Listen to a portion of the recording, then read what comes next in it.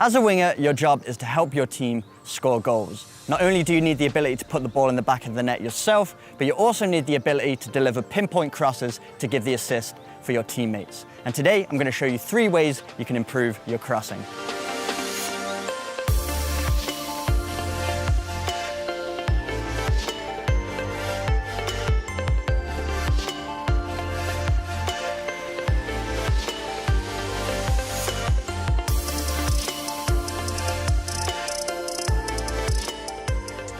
So for the first exercise, we're just going to work with a stationary ball. Working with a stationary ball is a great way to develop your crossing technique before getting the ball on the move. So we set up an area inside the box, and this is going to be our target area to cross the ball into. And I've specifically placed it between the 6-yard box and the penalty area because stats show that the most goals are scored from crosses in this area. So we're going to place the ball down, take a few steps back, and I like to approach the ball from 90 degrees towards my target. This allows me to wrap around the ball and really get that whipping technique that makes it really difficult for defenders and goalkeepers to deal with. And then the goal is to simply whip it into the box and try and make it land in that target zone that we've set up. And I'd recommend for the first exercise trying it out from all different angles so you can be more adaptable when it comes to a match situation.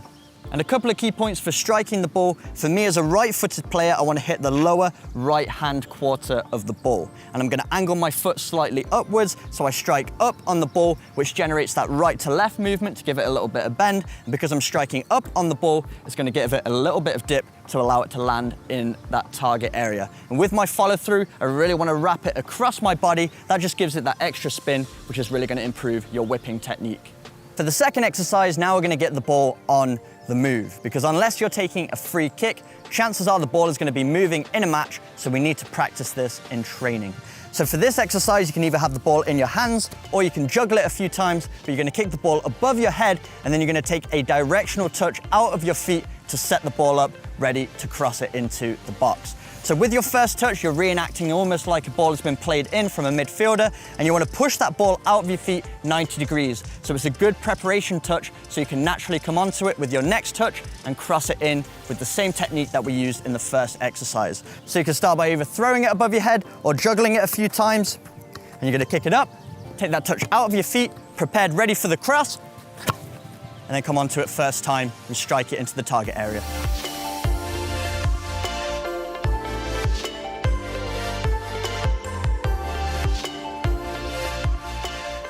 And for the third and final exercise, now we're going to work on our dribbling and crossing. So there will be instances during a match where you actually need to beat the defender to create that little bit of room to cross the ball.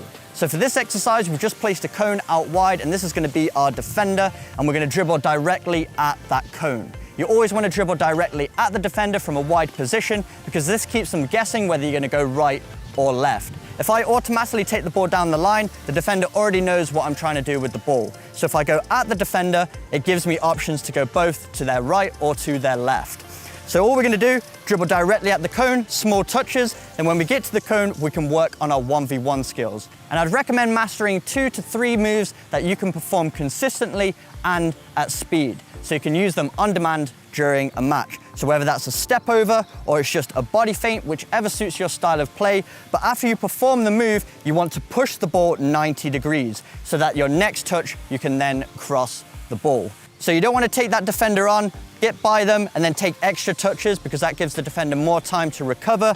You really want to perform your move and then exit by taking a good touch out of your feet and whip it into the box.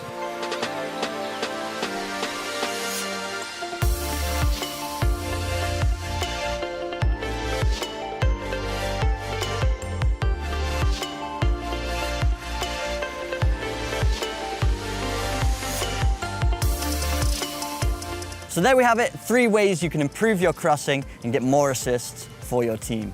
But before you go, make sure you subscribe to the Unisport channel by clicking the bubble up here. And also if you want to learn more football skills, check out the playlist down here. And for the latest and greatest football gear, you can also check out unisportstore.com over here. But I'm Seven MLC. Until next time, I'm out.